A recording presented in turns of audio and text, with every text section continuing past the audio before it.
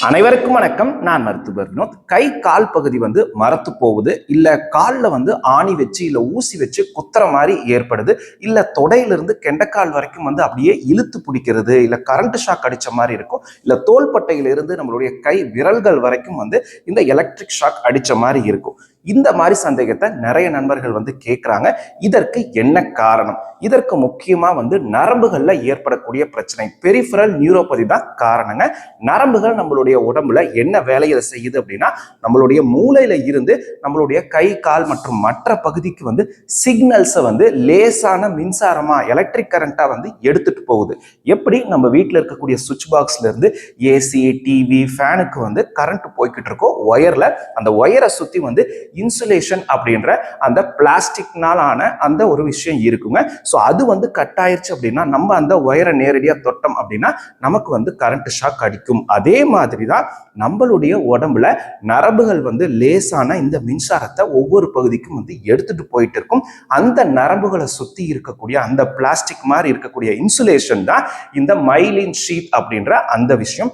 இந்த மைலின் ஷீத்துக்கு ஏதாச்சும் ஒரு காரணத்தினால அடிபட்டு அது முறையா புதுசா உருவாகல அப்படின்னா, அதனால அந்த பகுதியை சுத்தி வலி பரவலாம், இல்ல மரத்து போற தன்மை ஏற்படலாம். இதைத்தான் பெரிஃபரல் நியூரோபதி அப்படின்னு சொல்லுவாங்க. இந்த மைலின் ஷீட்டுக்கு அடிபடுறதுக்கு நிறைய காரணங்கள் இருக்கு. சாதாரண வைட்டமின் டிஃபிஷியன்சியில இருந்து கேன்சர் வரைக்கும் இருக்கக்கூடிய பிரச்சனைகள் கூட இதே மாதிரி சிம்டம்ஸோட ஏற்படலாம். இந்த மாதிரி கை கால் மரத்து போகும் பிரச்சனைக்கு 3 முக்கியமான காரணங்களை விரிவாக இந்த பதிவுல பார்க்கலாம் வாங்க.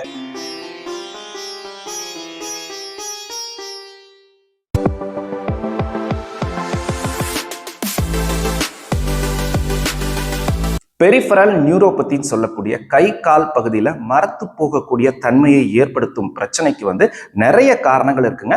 ரொம்பவே முக்கியமான 3 விஷயத்த பார்க்கலாம். அதுல ஃபர்ஸ்ட் தான் வைட்டமின் பற்றாக்குறை. வைட்டமின் B1 சொல்லக்கூடிய தயமின், வைட்டமின் B6 அப்படின்னு சொல்லக்கூடிய pyridoxine, folic acid, vitamin B12 மற்றும் விட்டமின் E இதெல்லாம் பற்றாக்குறையா இருந்துச்சு அப்படின்னா உங்களுக்கு கை கால் பகுதியில் மரத்து போகக்கூடிய தன்மை ஏற்படலாங்க. இதுல ரொம்பவே முக்கியமானது வைட்டமின் B12. ஏன் அப்படின்னா, நம்மளுடைய நரம்புகளை சுத்தி இருக்கக்கூடிய அந்த இன்சுலேஷனான மைலின் ஷீத் உருவாகி அது ரொம்ப உறுதியாக இருக்கணும் அப்படின்னா அதற்கு இந்த வைட்டமின் B12 ரொம்பவே முக்கியம். ஏன்னா இந்த வைட்டமின் B12 தான் அந்த மைலின் ஷீட்டினுடைய உறுதித்தன்மையை மெயின்டைன் பண்றதுக்கான கோஃபேக்டர்ஸ் அப்படின்னு சொல்லக்கூடிய அந்த வேதிப்பொருட்களை உருவாக்குவதற்கு ரொம்பவே முக்கியமானதா இருக்கு. அது மட்டும் இல்லாம வைட்டமின் B12 இருக்கக்கூடிய உணவுகள் நீங்க எடுக்காம விட்டா உடனே இது பற்றாக்குறையை ஏற்படுத்துமான்னு கேட்டீங்கன்னா கண்டிப்பா கிடையாது. ஏன் அப்படின்னா வைட்டமின் B12 நம்மளுடைய கல்லீரல்ல ஸ்டோரேஜ் ஆகி இருந்துகிட்டே இருக்கும்.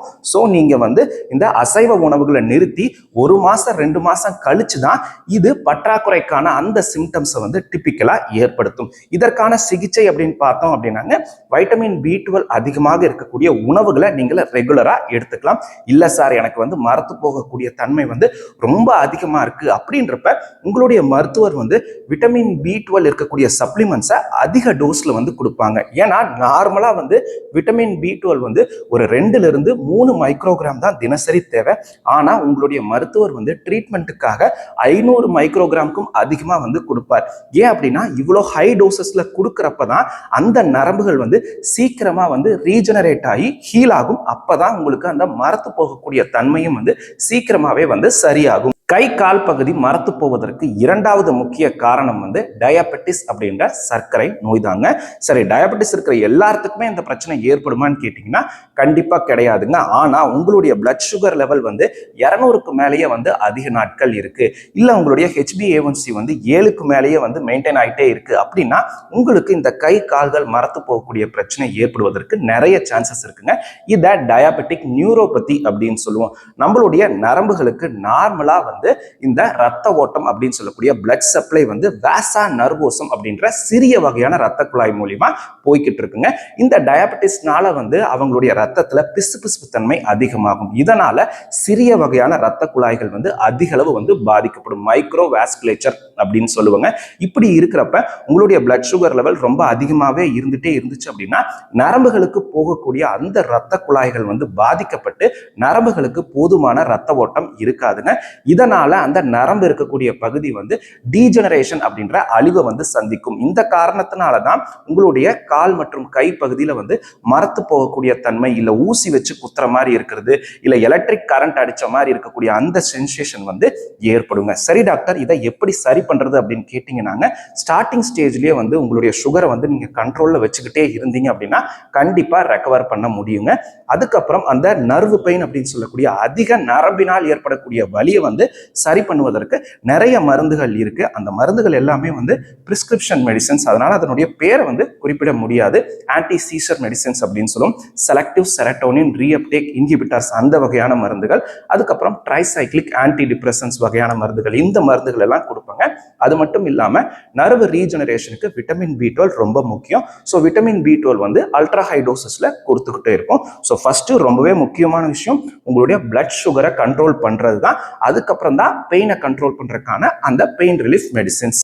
கை மற்றும் கால் பகுதி வந்து அடிக்கடி மரத்து போவதற்கு மூன்றாவது முக்கிய காரணம் நம்மளுடைய கழுத்து மற்றும் முதுகெலும்புல ஏற்படக்கூடிய நர்வ் கம்ப்ரெஷன் அப்படின்ற பிரச்சனை தாங்க. நம்மளுடைய வேலைகளை நார்மலா வந்து நம்ம முறையான பொசிஷன்ல உட்காந்து செஞ்சோம் அப்படின்னா எந்த ஒரு பிரச்சனையும் கிடையாது. ஆனா பெரும்பாலானவர்கள் வந்து லேப்டாப் யூஸ் பண்றாங்க, இல்ல அதிக நேரம் வந்து சமைக்கிறாங்க அப்படின்னா அவங்க ஒன்னா அதிக நேரம் கீழே குமிஞ்சிட்டே வேலை செய்யற மாதிரி இருக்கும், இல்ல அண்ணாந்து பார்த்துட்டே வேலை செய்யற மாதிரி இருக்கும், இல்ல அவங்க வந்து டிரைவிங் பண்றாங்க, ரொம்ப தூரம் டிரைவிங் பண்றாங்க அப்படின்னாங்க ரோடினுடைய அமைப்பு, அது மட்டும் இல்லாம அவங்களுடைய அந்த காரினுடைய ஷாக் அப்சார்ப்ஷன் வந்து ப்ராப்பரா இல்லை அப்படின்னா ஒவ்வொரு தடவை வந்து ஸ்பீட் பிரேக்கர் இல்ல குழியில விடுறப்பையும் வந்து அந்த வைப்ரேஷன்ஸ் எல்லாம் அதிகமா அவங்களுடைய கழுத்து எலும்புக்கு டிரான்ஸ்மிட் ஆகும்.